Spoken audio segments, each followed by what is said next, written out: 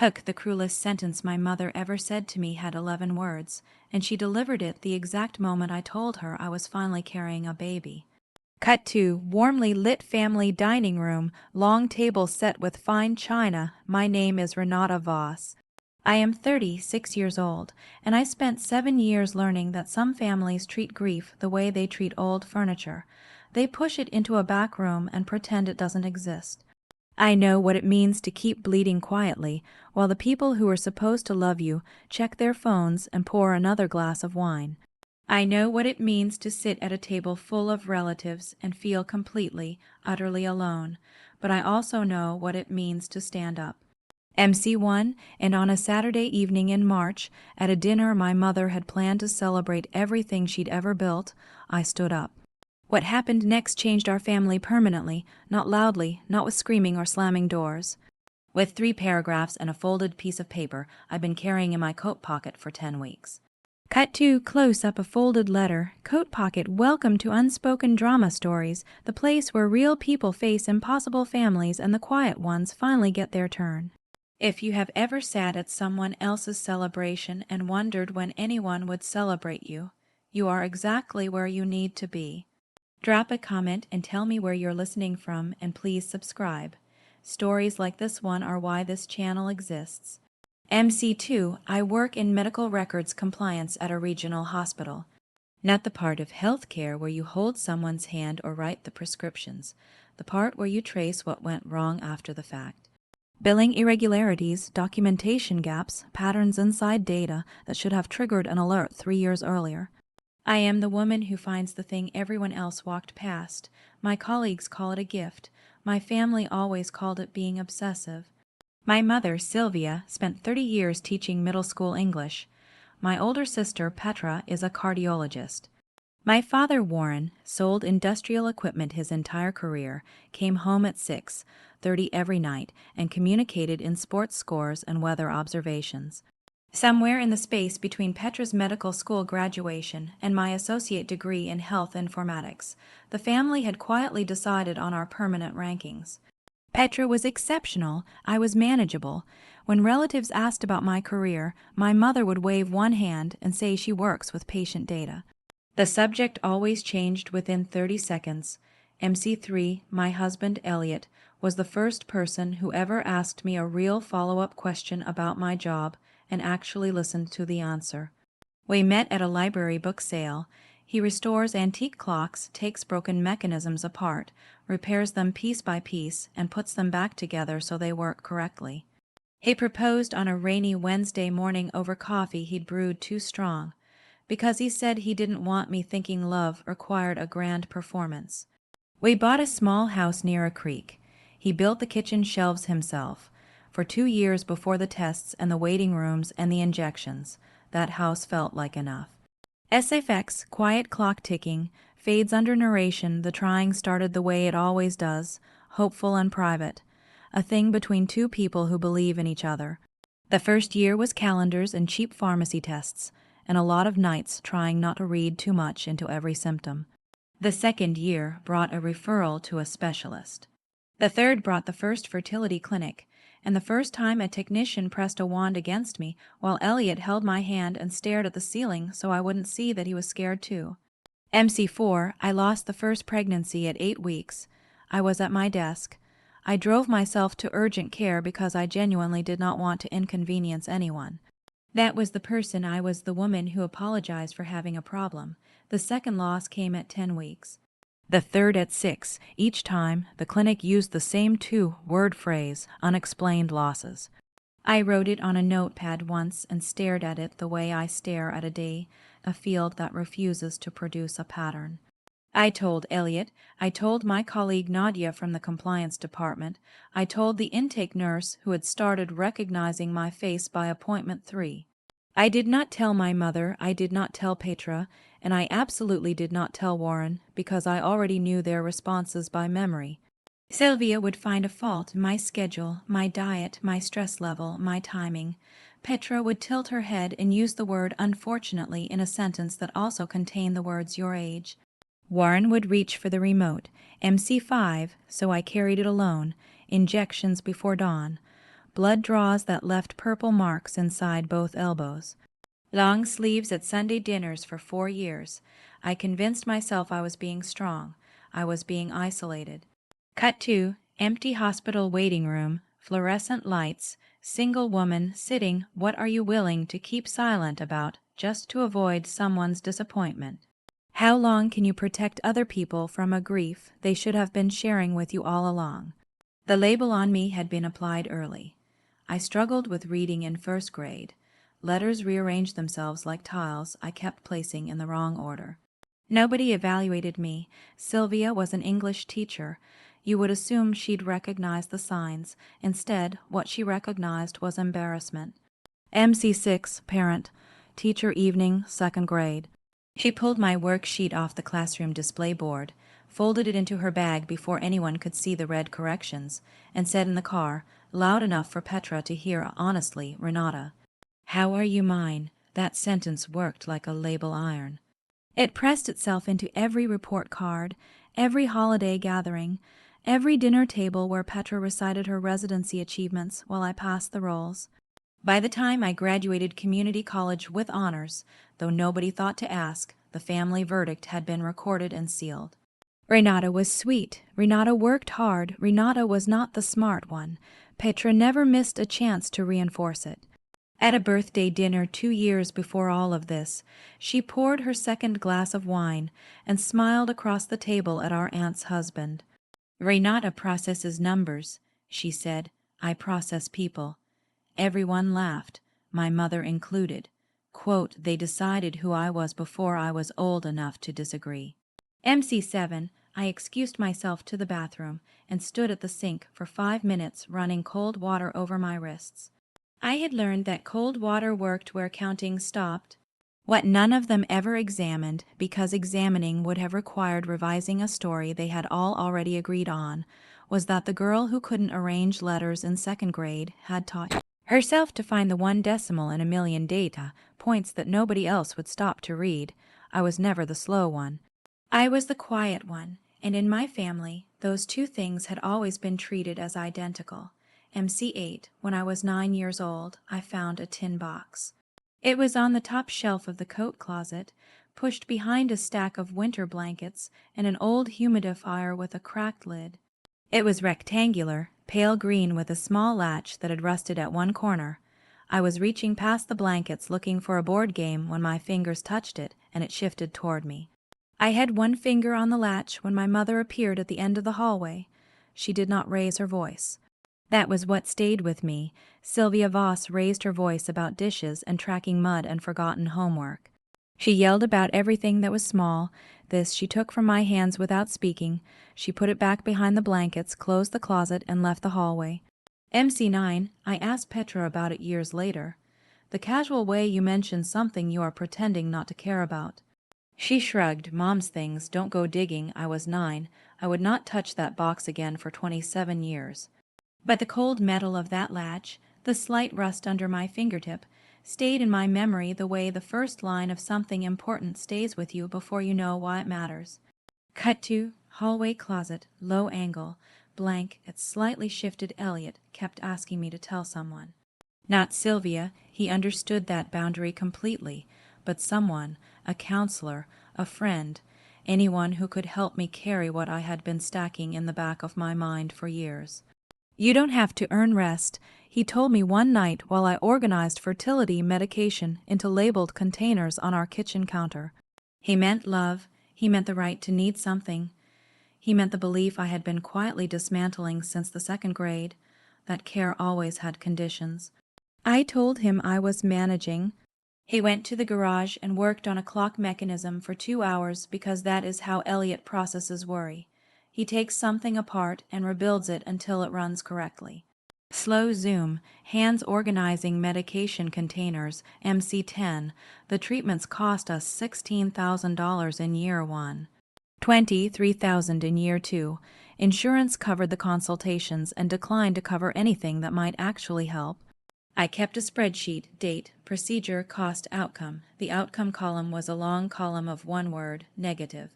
Precision is how I cope. From the outside, it looks like a woman who has everything organized and under control. From the inside, it is a person who believes that if she manages enough variables, the result will eventually change. I managed every variable I could. I did not tell my family because admitting the struggle would have meant confirming the verdict they had already entered into the record. That I failed at everything. MC11, the fourth loss, is the one that broke the pattern, not because it was worse than the others, but because of what arrived on my phone while I was sitting in the clinic lobby completing same intake forms I had filled out 3 times before. A text from Sylvia, Renata, Petra's being honored at the Regional Medical Society Gala Saturday. Make sure you come, dress appropriately. I placed the phone face down on the clipboard and looked at the wall. I was sitting in a fertility clinic lobby after losing another pregnancy, and my mother was managing my dress code for my sister's award dinner. MC12, that was the day I stopped grieving and started investigating.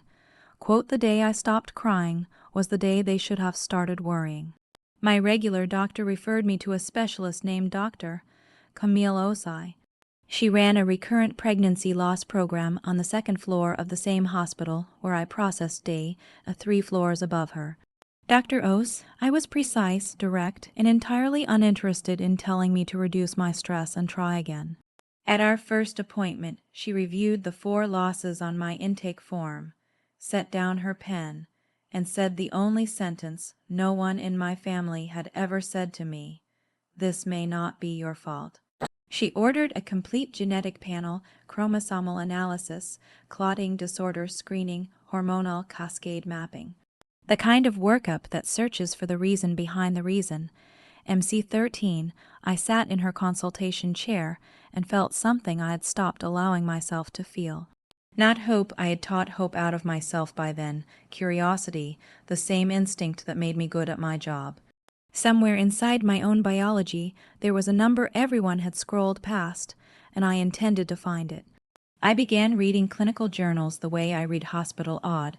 It reports slowly, systematically, with a highlighter and a second browser tab open for terminology I didn't recognize.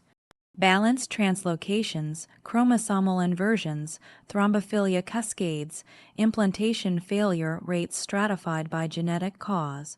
I referenced case studies against my own loss pattern. Elliot would come upstairs at 11 and find me with the laptop balanced on my knees and a legal notepad covered in handwriting beside me. "You're controlling again," he'd say gently. He was right, but this time the controlling was aimed at something real. MC14, I mentioned the genetic workup to Petra during a phone call, casually, as though mentioning a dentist appointment. Her response arrived immediately, and without hesitation. "Renata, don't start playing doctor. You're overcomplicating something that may simply take more time. Sometimes these things resolve on their own. Your body is still trying." My body had been trying for 7 years. Petra had completed 8 years of cardiology training. She had attended medical school, rotated through obstetrics, passed board exams that covered reproductive medicine. And not once in 7 years, not once had she suggested her own sister receive genetic screening for a chromosomal explanation. She had the knowledge, she had the access, she simply had no interest. I hung up and opened a new journal article. MC15, Sylvia called 3 days later. She didn't ask how I was. She never opened a conversation that way. She asked whether I was still attending those appointments. I told her I was working with a new specialist. A pause. "Then, Renata, at some point you have to accept what is and what isn't meant for you. Continuing like this is embarrassing. Not every woman is built for motherhood. That's not a tragedy. It's just the way biology works. Just the way biology works." I held the phone against my ear and let that sentence settle.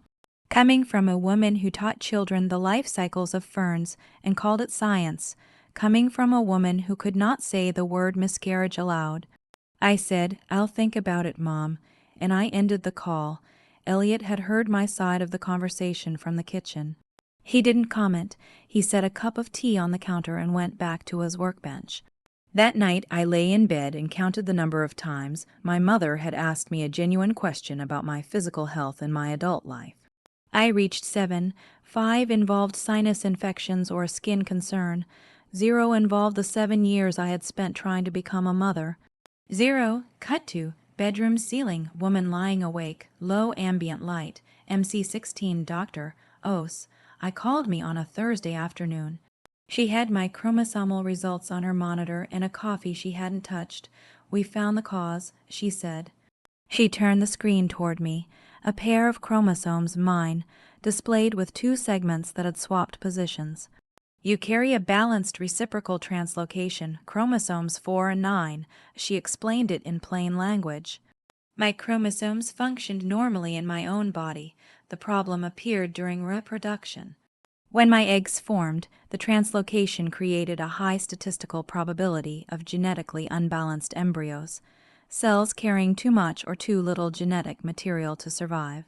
That was why I had lost 4 pregnancies, not because I was too old, not because I was too stressed, not because I lacked folic acid or positive thinking or a more relaxing vacation, because of a microscopic chromosomal arrangement that had existed in my DNA before I drew my first breath. Slow zoom chromosome diagram on screen MC17. I sat very still. I am practiced at sitting still.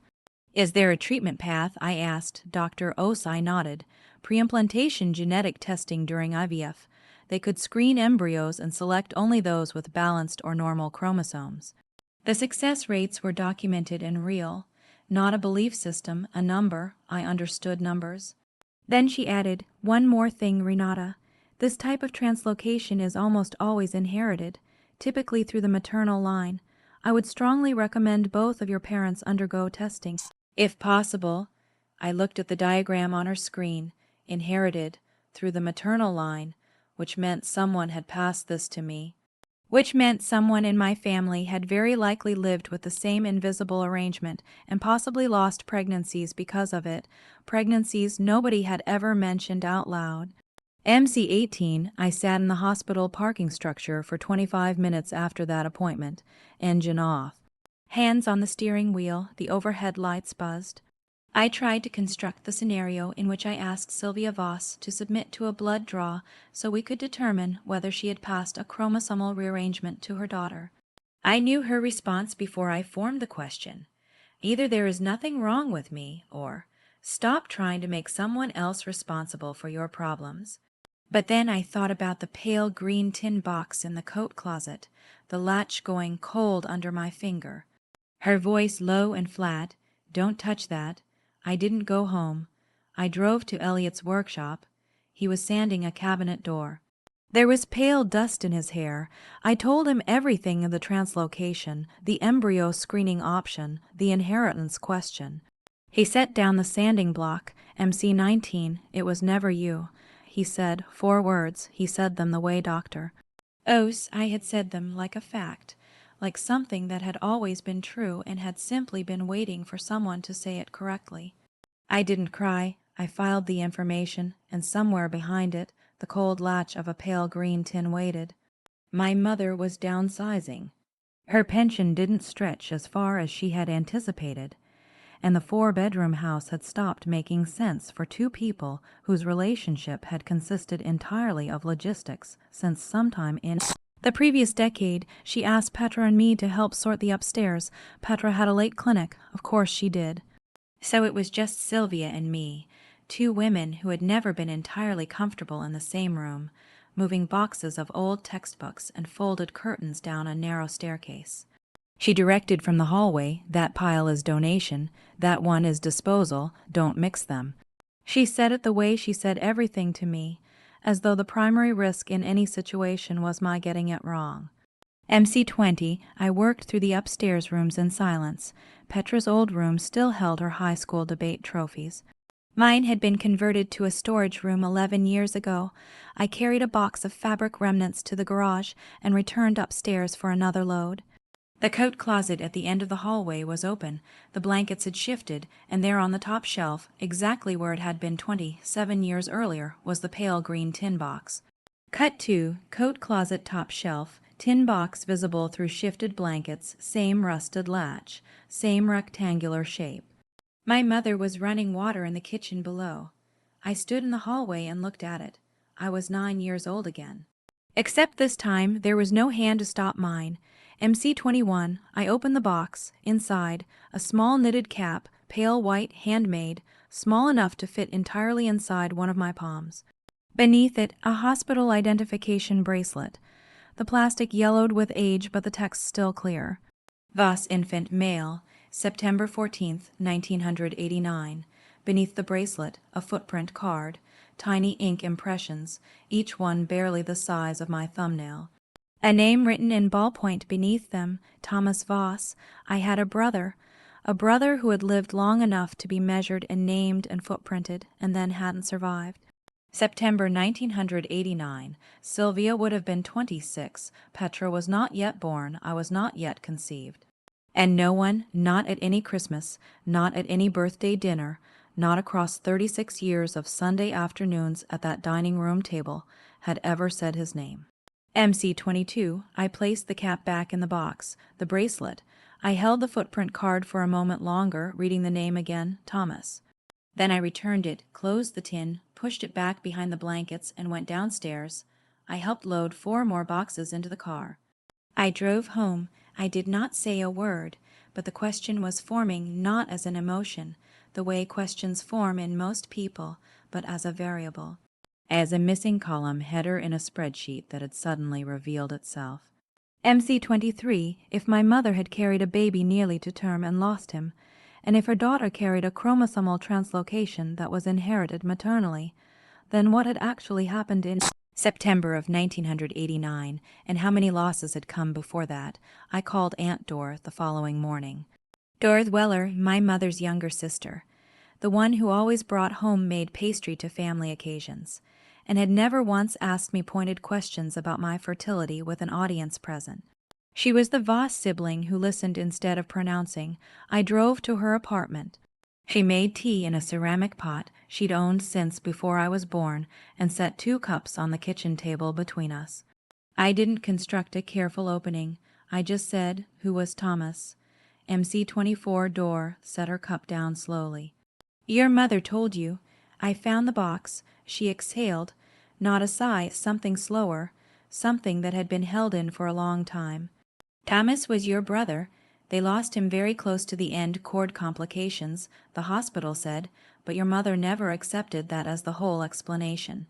She paused, "and there were earlier losses before Petra. 2 that I know of, possibly 3. Your mother never carried them far enough to name." I sat with that information, multiple losses, then Petra who survived, then Thomas who didn't, then me. MC-25, she never talked about any of it, I said. Dor shook her head. Your mother never grieved openly, so instead she grieved onto you. She said it without cruelty, the way someone says a thing they have spent years observing and finally have permission to name. Sylvia had buried Thomas in a pale green tin and constructed a life on top of him, a life in which one daughter was the achievement and one was the project. And the tin stayed closed. I thanked her. I drove home. I opened the chromosomal diagram Dr. Ose had shown me on the hospital monitor. 2 segments swapped, inherited through the maternal line. The variable I had been searching for had a name. And I was almost certain where it had come from. Cut to hospital records screen, genetic diagram Clo. Sup MC-26, here is what I knew. My mother had lost at minimum 2 pregnancies and 1 near-term infant before I was born. I carried a balanced chromosomal translocation that caused recurrent pregnancy loss. That translocation was most commonly inherited through the mother. I did not need a medical degree to connect those data points. I needed what I had always been best at, reading the column nobody wanted to examine. Sylvia Voss almost certainly carried the same rearrangement. Her losses in the late 1980s fit the exact clinical pattern Dr. Ose I had described unbalanced embryos, pregnancies that could not continue, all originating from the same inherited source, passed from mother to daughter across 2 generations of grief. And she had never told me. She had watched me struggle for 7 years. She had heard me deflect questions at family dinners. She had seen me arrive to holidays with dark circles and long sleeves over bruised arms. She knew what loss looked like from the inside. She had lived it, MC27, and instead of sitting down across from me and saying I know what this is, I had this too, she had said. Not every woman is built for motherhood. It's just biology. I could have been furious. The data supported fury, but fury is imprecise. Fury distorts the columns, rounds the numbers, misfiles the things that need to be documented accurately. So instead I sat at my desk, opened a blank document, and wrote a timeline. Sylvia's losses, Thomas. My own losses, the translocation, the genetic screening option. I didn't want retaliation. I wanted what I had wanted since the first loss in my clinic chair, an answer clear enough that no one could reduce it to a character flaw. I was going to ask Dr. Ose to write a letter, plain language, short enough to read at a dinner table without losing anyone. No medical jargon, just the truth organized like a brief. MC28, we began preimplantation genetic testing the following month. The process was demanding and exact, exactly my kind of environment. Hormone protocols, egg retrieval, fertilization, followed by the step that separated this cycle from everything that had come before. Genetic screening of each embryo before transfer. Of 11 embryos that developed, 4 tested as chromosomally normal or balanced, 4 chances. The probability had never been this specific, this documented, this mine to understand. Dr. Osai and I sat in her consultation room after the screening results came back, and I asked her for something she hadn't heard before. "I'd like you to write a letter for my family." She looked at me over her reading glasses. "What sort of letter?" MC29, the kind that explains my situation in language my mother can follow. The diagnosis, the cause, where it came from. Dr. Osai was quiet for a moment. Then she reached into her desk drawer and produced a notepad. How long? 3 paragraphs. She wrote it that same week. I read it once in her office, standing at her window. I folded it in thirds, put it in my coat pocket, and did not unfold it again. I knew every sentence. Paragraph 1, pregnancy status and current health. Paragraph 2, the translocation diagnosis, what it was, what it caused, what it was not caused by. Paragraph 3, the inheritance pattern and what that meant for the family history. 3 paragraphs. Each one a sentence my mother had spent 35 years ensuring would never be spoken aloud at her table. MC30, if you have ever swallowed the truth just to keep a room comfortable, stay with me, because the next part is where I stopped swallowing. Hit subscribe if you've been there too. You are watching Unspoken drama stories, and this is the part where quiet becomes loud. The first embryo transfer failed. I updated the document, booked the next appointment, and didn't tell anyone. The second transfer succeeded. 2 weeks later, a blood test confirmed what 7 years of trying had never produced, a viable pregnancy. HCG levels doubling every 48 hours, precisely the way the clinical literature described. Elliot was standing at the kitchen counter when I told him. He set down the dish he was drying. He put both hands on my shoulders, looked directly at me, and said nothing for a long moment. Then it worked. MC31, 2 words, the most truthful sentence either of us had spoken in years. The first ultrasound at 7 weeks showed a flickering point of light the size of a grain of rice. "Dr. Ose," I pointed to it, "that's cardiac activity." I looked at the screen and felt something unfamiliar, not hope exactly, but the absence of bracing. Like a muscle unclenching after years of constant tension. Like standing upright after so long in a crouch that my legs had forgotten they could extend. We passed 9 weeks, 11, 13. Each milestone felt like stepping onto a bridge I had watched hold for other people but never for me. At 15 weeks, "Dr. Ose," I said, "you are well past the risk period. This pregnancy is progressing as it should." MC32, I sat in her office and nodded and said thank you, and walked to the parking structure and sat in my car with the engine off, and for the first time in 7 years I let myself think the word. "Daughter, I did not call my family. Elliot asked once gently, over a quiet dinner, 'When are you going to tell them?' I set my fork down. 'When I'm ready,' he nodded. He didn't push. He understood that ready for me did not mean a cheerful phone call or a gif, trapped pair of small shoes. Ready meant I had decided exactly how much of myself to hand to people who had consistently found ways to diminish it. MC 33, I went to Sunday dinners, I wore loose sweaters. I ate whatever Sylvia served, answered questions about my work, smiled when Petra described her most recent hospital commendation, and said nothing about the life growing inside me that was, for first time growing correctly, 17 weeks, 2023. The anatomy scan at 20 weeks showed a healthy girl. I watched her spine take shape on the screen, each vertebra an orderly point in a line, and I thought, you will not sit at that table and be measured before you've had a chance to speak. I kept the scan image in my wallet behind my insurance card. MC34, when Sylvia commented at a Sunday dinner that I appeared to have gained weight recently, her eyes moving across me with the practiced assessment of a woman who had been evaluating her daughters since childhood, I smiled and said I'd been eating more bread. Petra glanced at me briefly. Something passed across her expression that I couldn't immediately classify, not suspicion, something nearer to recognition. As though she saw something in me she preferred not to examine. She looked away quickly. I filed it. Petra called me on a Tuesday night after 10. She never called me that late unless Sylvia had asked her to relay information. Her voice sounded strained at the edges, thin in the way that fabric sounds when it's being stretched past its comfortable limit. "Are you free to talk?" she asked. "Yes, MC35, a long pause. Marcus and I are having problems."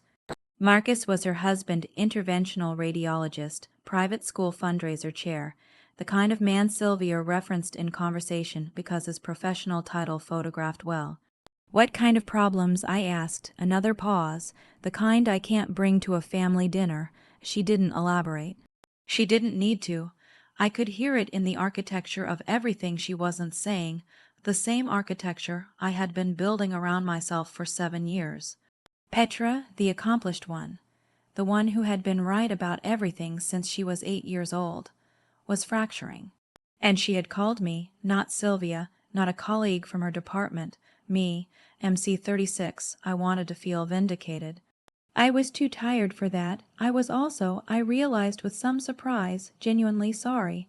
"I'm sorry, Petra," I said. And I meant it completely. She made a sound that might have been a short, exhausted laugh. "Don't tell Mom." "I won't." We ended the call. I sat on the couch and put my hand against my stomach and felt my daughter move for the first time. A small flutter, low and slightly off-center, like the first tick of a clock being wound back to life. The timing was coincidental, the contrast was not. Petra was beginning to come apart in private. I was assembling quietly in private. And in 3 weeks, at the dinner, Sylvia had organized to celebrate Petra's hospital promotion and her own retirement. I was going to stand up. Cut to exterior of a well-kept family home evening. Lights warm through windows, MC37. I chose the dinner not because I wanted a large audience. Audiences had always made me smaller in that house. I chose it because the people who had assigned my value had done so in public, across family meals, in front of relatives who nodded along and passed the bread basket. The verdict had been issued at a family table. I had decided it could be revised at one. The dinner was planned for the second Saturday in March. Sylvia's retirement from teaching, Petra's promotion to department head, a double announcement because in the Voss family, Sylvia and Petra were the two, headline feature, and I was the fine print. I told Elliot the plan. He listened the whole way through. "Are you certain?" "Yes." "What do you need from me?" "When I look at you, nod." MC38. He spent the following 3 evenings restoring a particularly complex mechanism in a vintage mantel clock. When Elliot is working through something difficult, the tolerances get tighter. The morning of the dinner I dressed carefully. Buttoned my coat. My pregnancy was visible now, 27 weeks, too far along to conceal even if I had wanted to. I reached into the right coat pocket and touched the letter. It had been there for 10 weeks. The creases had softened from how many times I'd touched it without unfolding it. I didn't need to unfold it. I had memorized every line. I practiced reading it aloud in the car until my voice ran steady all the way through. SFX car engine, then silence.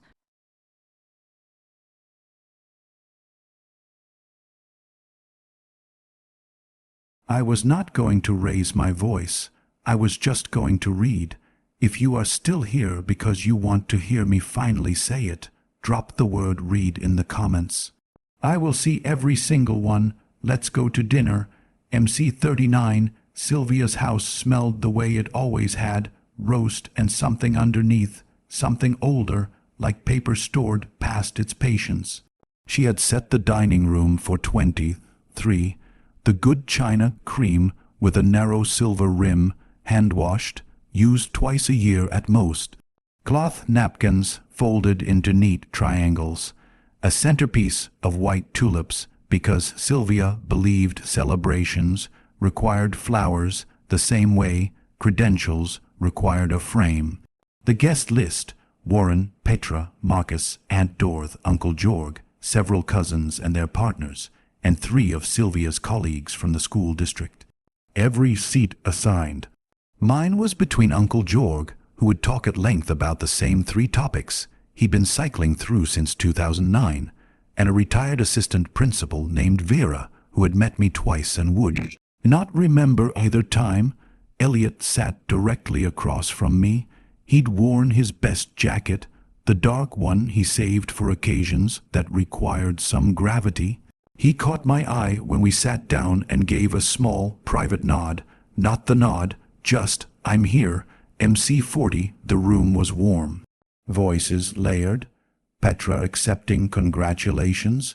Sylvia narrating her 30 years in the classroom to anyone who had not yet heard the full account. Warren refilling glasses without comment. I sat in my assigned place with my coat on the back of my chair, the letter in the right pocket, and worked through the salad course, listening to my family honor the 2 women they had always been proud of. The coat closet, it was 14 feet from where I sat. Behind the blankets on the top shelf, the pale green tin held its silence. Thomas's footprint card waited where I'd returned it. Everything in that house was exactly where Sylvia had placed it, including me in my assigned seat in the margins. MC 41, Sylvia tapped her water glass at 8 o'clock. The room settled. She stood at the head of the table in a gray wool blazer and the small pearl earrings she wore to important occasions, and looked out over her family with the precise, satisfied expression of a woman who had arranged every element of this evening and trusted it to hold. Thank you all for being here. 30 years in a middle school classroom, and I can finally say, with great relief, that I am done telling other people's children how to punctuate a sentence.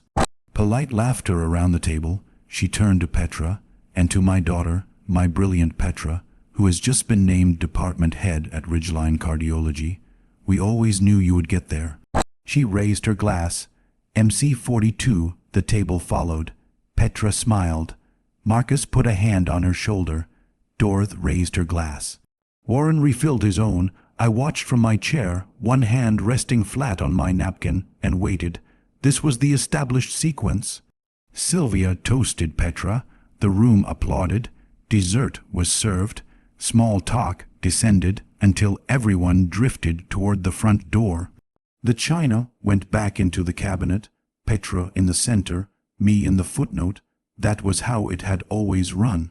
Except tonight, in the right pocket of my coat, there was a folded letter from a physician who had spent 6 weeks watching my daughter grow correctly for the first time. And my daughter had not yet heard anyone at this table say a single word to diminish her mother.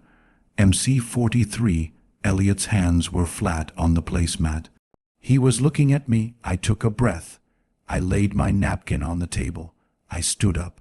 23 faces turned toward me at once, and I said the 2 words I had carried inside me through 7 years of appointments and injections and losses and long-sleeved dinners. I'm pregnant. The room went entirely quiet, not the polite quiet that follows a toast. The real kind where cutlery goes still and ice settles in glasses, and you can hear the kitchen clock from 3 rooms away. 23 people looked at me. I looked at my mother. Cut to dinner table, tight shot on woman standing, coat draped over chair behind her, MC 44. Sylvia's expression moved through its familiar sequence, the rapid internal sorting behind the eyes. The classification into one of the three categories she kept for me: problem, embarrassment, or irrelevance. It took her approximately 4 seconds. She set down her wine glass. Well, let's hope the child inherits better genes than the ones you've been working with. 11 words. The same cadence she had used on spelling tests and report cards, and the evening I told her about my hospital analytics certification. Whatever you produce, Renata, it will not be sufficient. MC 45, Petra was to Sylvia's left. She raised her hand to her mouth, but not in time. At least now, Mum has a matching set of disappointments. She said it directly to Sylvia, as though I were furniture. Warren reached across for the bread basket. He did not look up. Should we start the next course? 23 relatives. Not one voice. Dorth had her hand flat on the tablecloth. Georg stared at his plate. Vera, the retired assistant principal, produced a small, deliberate cough and said nothing. The room waited for me to sit back down, fold myself back into the margins, the way I had always done. MC 46, I looked across the table at Elliot. His hands were folded on the placemat. His posture was absolutely still. His eyes were level and steady. He nodded. I did not sit down. I reached behind me, slipped my hand into my coat pocket, and found the letter. The paper was soft at the fold lines. I had carried it through grocery trips and staff meetings and ultrasound appointments and the drive here, to this house where I had spent 30 years being made to feel like an afterthought. I drew it out. I unfolded it. The room watched. Slow zoom, letter unfolding in woman's hands, dinner table background. I could feel the weight of 23 sets of eyes and the particular quality of silence that belongs to people who are not certain whether they're watching a private moment or something that will be retold for years. Sylvia's face had changed. Not to concern, not quite yet, but to the controlled alertness of a woman who senses that the evening has moved off the plan she prepared for. What is that? Her voice was precise, the same tone she had used the afternoon she took the tin box from my hands. MC 47, it's a letter, I said. My voice was flat and even. I had rehearsed this in the car until I could say it without any inflection that could be read as performance. From my physician, Dr. Camille Osai. She specializes in recurrent pregnancy loss. The phrase recurrent pregnancy loss landed on the table the way a stone lands in still water. Petra's expression changed. Marcus stopped moving. I have spent 7 years trying to have a child, I said. I lost 4 pregnancies. I never told any of you because I already knew what you would say. I am standing here tonight because of what you just said. I looked at Sylvia.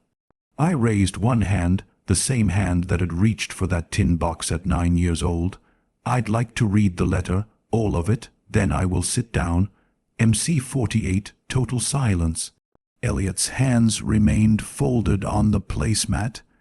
He did not look away from me. I looked at the first line of the letter. Dear Renata, I am writing this at your request, so that you may share it with the people closest to you. Your current pregnancy is healthy, progressing normally, and is now at 27-week gestation. Your daughter is developing correctly, and all clinical indicators confirm a strong and viable pregnancy. I paused.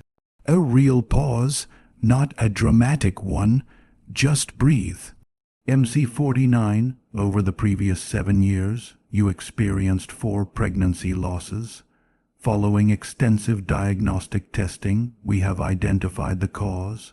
You carry a balanced reciprocal translocation. involving chromosomes 4 and 9. This is a structural chromosomal arrangement that does not affect your own health, but produces a statistically high likelihood of genetically unbalanced embryos. During reproduction, this condition was not caused by your lifestyle, your choices, your age, your stress level, or any personal failing. It is a specific, documented, identifiable medical condition that has been present in your genetic sequence since before you were born. I heard someone at the far end of the table exhale. I did not look up. MC50, this type of chromosomal translocation is inherited, transmitted from parent to child, based on your family history, including documented pregnancy losses in the generation preceding yours. The clinical evidence strongly indicates that you inherited this condition from your mother. I stopped. I refolded the letter along the same 3 creases. The sentence sat in the middle of the room. It had been sitting somewhere for 35 years. It had just never been said in a room with witnesses. MC51, Sylvia looked at it. Her expression changed in a way I had never seen in 36 years of watching her face. Not the quick recalibration I knew from childhood. Something underneath, something raw and unguarded and very old, like the surface of a wall after the paint has been stripped back. Her mouth opened. No sound arrived. Then her eyes filled, not the measured tears she produced at retirement receptions and school award evenings. These were the other kind, the kind that originates somewhere sealed. By the 3rd sentence of the letter, my mother was crying. Slow zoom, Sylvia's face, tears, hands trembling on white tablecloth. The table understood before she could speak. I could see it moving through them in sequence: Dor first, then Jorg, then the cousins, one by one, as the meaning of inherited through the maternal line assembled itself in their understanding. It meant Sylvia carried it. It meant Sylvia's losses, the ones stored in a pale green tin behind the blankets on the top shelf of the hallway closet.